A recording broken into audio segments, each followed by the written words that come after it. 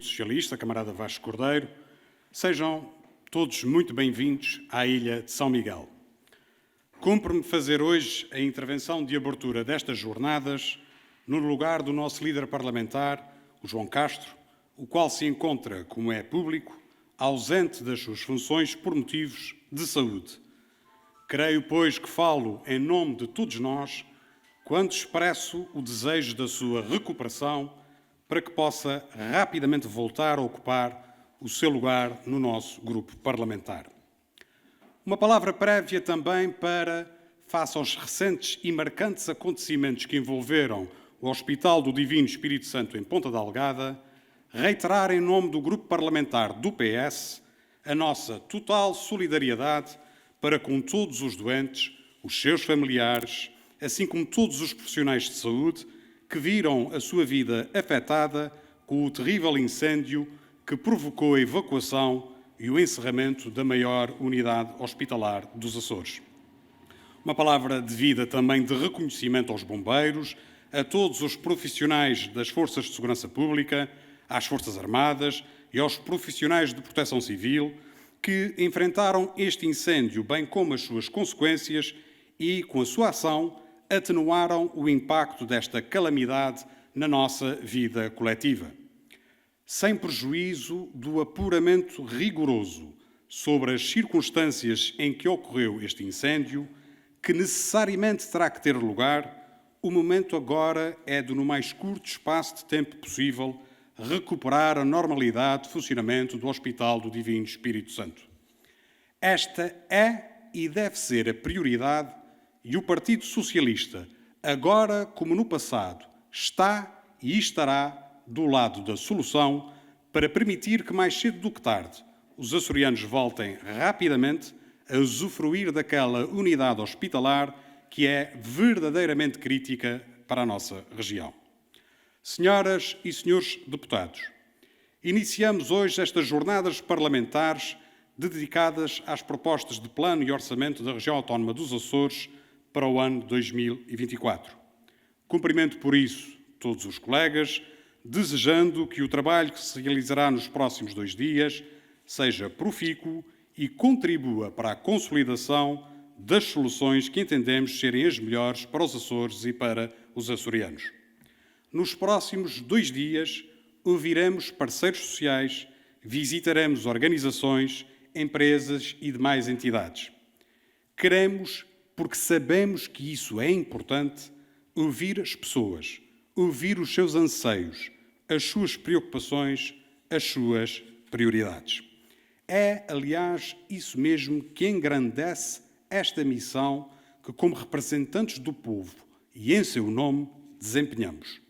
Somos representantes do povo açoriano, eleitos por ele, e a ele devemos, por isso, transparência, humildade e respeito. Não podemos, por isso, fazer como outros, pretender vender soluções fáceis nem ilusões. As propostas de plano e orçamento que se encontram em análise têm como base o programa do Governo votado no Parlamento dos Açores em março último. Nessa ocasião, deixamos claro que o caminho seguido pelo Governo da coligação PSD-CDS-PPM não é o caminho que o PS entende ser o melhor para os açorianos e para os Açores. E assim é porque estes documentos não respondem aos problemas do presente e não preparam um novo rumo para o futuro. São, na prática, documentos iguais àqueles que foram rejeitados pelo Parlamento dos Açores em novembro último e cuja consequência política resultou na sua dissolução e na convocação de eleições legislativas regionais antecipadas. Mas se isso não é por si só preocupante, o Governo, ao seguir este caminho, comete um equívoco e, insisto, num erro.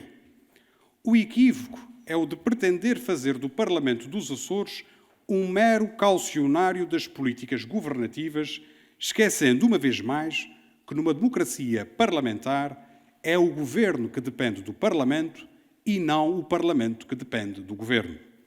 Não basta, por isso, apregoar humildade e praticar a arrogância política.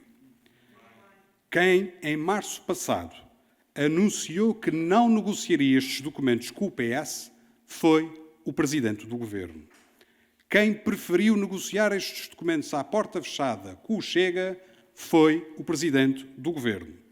É por isso o Presidente do Governo o único responsável pelo rumo politicamente irresponsável que escolheu, só podendo, por isso, queixar-se de si próprio quando, uma vez mais, perceber no horizonte desta legislatura que lhe falta em apoio parlamentar o que lhe sobra em deslumbramento com a vitória eleitoral que circunstancialmente obteve em fevereiro.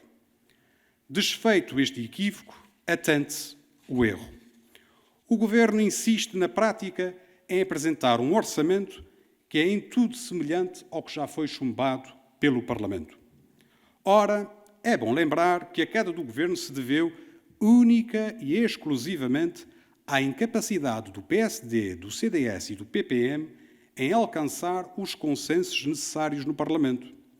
E tudo isso porque se recusaram a dialogar e porque se recusaram a ouvir. Pior ainda, recusaram-se inclusivamente a cumprir com os acordos escritos que haviam firmado com outras forças políticas. Ora, num cenário parlamentar de maioria relativa, é ao Governo que compete firmar acordos que lhe permitam ter a estabilidade necessária para governar. Este grupo parlamentar, o grupo parlamentar do PS, que é o único com representantes eleitos em todas as ilhas dos Açores, está cá para honrar o projeto político que o PS apresentou aos açorianos, para ajudar os açorianos a viver melhor, para mudar para melhor as condições de vida e os indicadores sociais e económicos da nossa região. Os açorianos contam connosco para isso, não contam connosco para ser muleta do Governo. Um Governo responsável, que quer promover a estabilidade política, não pode passar a vida a criticar o maior partido da oposição e depois esperar que o PS seja o seu seguro de vida. É claro aquilo que hoje o Governo está a tentar fazer: impor ao Parlamento as políticas que entende, sem diálogo democrático, escudando-se numa maioria que objetivamente não tem. Sendo este um plano de orçamento em tudo semelhante ao plano de orçamento que foi chumbado em novembro último, é natural também que o posicionamento do Partido Socialista não seja também ele diferente daquilo que sustentamos naquela ocasião. O Partido Socialista considerou na altura e reitera agora que o plano de orçamento apresentados são documentos maus para os Açores porque não respondem aos principais desafios que consideramos essenciais para a região. Em primeiro lugar, no que toca aos indicadores sociais. Durante a vigência dos governos do PS, a região encontrava-se a fazer um caminho de redução da taxa de risco de pobreza, tendo, inclusive, deixado de ser a região mais pobre do país. Desde que os Açores começaram a ser governados por esta coligação do PSD, do CDS e do PPM, o que se tem verificado é a inversão deste caminho. Somos, infelizmente, novamente, a região mais pobre do país. Na educação, não sabemos que caminhos percorre o Governo, afinal, em matéria de combate ao abandono precoce.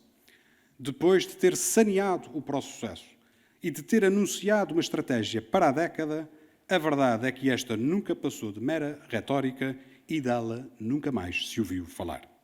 Senhoras e senhores deputados, no turismo, setor crucial para a vitalidade da economia açoriana, o que se assiste é ao retrocesso das políticas de fomento da conectividade da região com o exterior e à ameaça de recuos mais acentuados no futuro próximo. A redução da operação da Ryanair para os Açores, negociada por este Governo Regional, é um sinal muito preocupante desse recuo, com um forte impacto económico que todos os operadores denunciam e que o Governo teimosamente insiste em desvalorizar.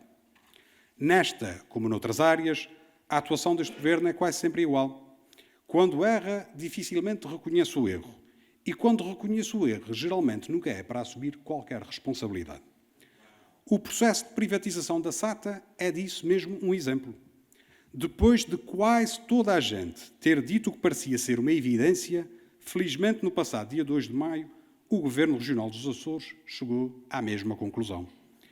Este processo de privatização tem sido pautado pela falta de transparência e pela opacidade. Os acionistas da SATA continuam até agora sem conhecer a versão integral do processo de recuperação que foi aprovado em Bruxelas. A importância que o Grupo SATA assume para os Açores e para os açorianos exige mais transparência, mais informação e mais verdade do que aquela que tem sido a prática do Governo Regional sobre este assunto. É ainda neste domínio, e considerando as declarações da Presidente Missionária do Conselho de Administração do Grupo SATA, é essencial que se saiba, a bem do esclarecimento público, em que medida o Governo falhou nas condições necessárias para que a administração da SATA prosseguisse o seu mandato. Por outro lado, nos transportes marítimos, o Governo Regional insiste numa operação de transporte marítimo de passageiros e viaturas que deixa ilhas para trás e, por essa via, ataca a coesão territorial e acentua as assimetrias. Mais uma vez, as ilhas de Santa Maria e de São Miguel ficaram de fora das obrigações de serviço público do transporte marítimo, contrariando inclusivamente aquilo que havia sido insinuado durante a campanha eleitoral. Também o transporte marítimo de mercadorias entre o continente português e a região autónoma dos Açores e entre as ilhas não tem merecido a devida atenção por parte deste Governo. Crescem, por isso, relatos de descontentamento das populações e dos empresários quanto a crescentes atrasos e disrupções que prejudicam a atividade económica. Para além disso, este Governo Regional apresenta este plano e orçamento com um passado, carregando um histórico de falta de concretização daquilo que o próprio Governo se propôs executar nos últimos 3 anos. São muitas as medidas, são muitas as ações que se vêm repetindo, orçamento após orçamento, sem que se tenha verificado a sua concretização prática. Esta é uma situação que fere de morte a credibilidade destes documentos. É esta questão da credibilidade dos documentos, esta questão interliga-se com outra que nos preocupa sobremaneira e que diz respeito à situação financeira da região.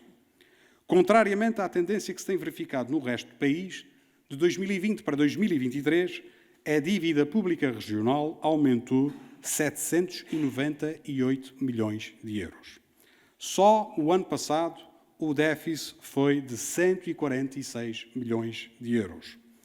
De acordo com os dados divulgados pelo próprio Governo, o déficit registado entre janeiro e março deste ano é, neste período, o maior de sempre desde que há registro, cerca de 126 milhões de euros. O descontrole financeiro que já se verifica nos primeiros 3 meses deste ano indicia que estarão já comprometidas muitas medidas e ações previstas para este ano. É um descontrole que se traduz em prejuízos para toda a economia açoriana. É o aumento exponencial da dívida a fornecedores e o aumento do prazo médio de pagamentos. São as entidades parceiras da região que veem eventos de promoção turística e cultural inviabilizados por falta de apoio do Governo. São os clubes desportivos e outras instituições e agremiações que não recebem, a tempo e hora, as verbas contratualizadas com o Governo. E, enquanto isso, aumentam as despesas correntes, aumentam os gastos com a aquisição de bens e serviços, aumentam as nomeações para cargos políticos. De nada vale, pois, o Governo iludir os açorianos com a falácia do endividamento zero, quando, na verdade, este não só corresponde à realidade, como é feito à custa do sucessivo incumprimento e crónico incumprimento dos compromissos assumidos pelo Governo com os agentes económicos. É evidente para todos que estamos perante uma gestão descuidada das finanças públicas. O Governo devia explicar aos açorianos por que razão hoje os Açores possuem mais recursos financeiros à sua disposição e ainda assim têm mais dívida financeira, mais dívida a fornecedores, aumenta a desigualdade social e pioram os indicadores de pobreza. Fruto ainda das negociações conduzidas pelos governos do Partido Socialista, os Açores beneficiam ainda hoje de um conjunto recorde de fundos europeus postos ao serviço do seu desenvolvimento económico e social, quer por via do Plano de Recuperação e Resiliência, quer ainda por via do quadro financeiro multianual materializado no programa Açores 2030. Infelizmente, este Governo tem-nos habituado a um conjunto de atrasos e de incapacidades que têm prejudicado as possibilidades das entidades, dos agentes económicos da região, de beneficiarem em pleno destes fundos, alterando até uma prática reconhecida externamente aos governos do Partido Socialista, que era de colocar sempre a região nos primeiros lugares do ranking na execução dos fundos comunitários. Hoje, e tendo em conta os dados relativos ao final de março de 2024, no quadro do Açores 2030, e de um total global de 1.140 milhões de euros, apenas foram executados 58 milhões, 46 milhões dos quais relativos às obrigações de serviço público. Este é um dado que comprova bem que tarda muito estes montantes chegarem à economia real e, com isso, servirem o verdadeiro propósito de fazer avançar a nossa região. Na União Europeia que somos e no contributo que, enquanto região insular e ultraperiférica, queremos dar à sua evolução e crescimento, é fundamental saber exigir, mas é também crucial fazermos a nossa parte. Como costuma dizer, e muito bem, o Presidente do Comitê das Regiões, a melhor forma de protegermos a política de coesão da União e o que ela significa é executarmos e executarmos bem a política de coesão. Ora, isto significa colocar o financiamento comunitário ao serviço do bem-estar e do progresso dos nossos concidadãos. E nisso, infelizmente, como em muitas outras áreas, o Governo Regional do PSD, do CDS e do PPM continua a falhar e, sobretudo, a falhar aos Açores e aos açorianos.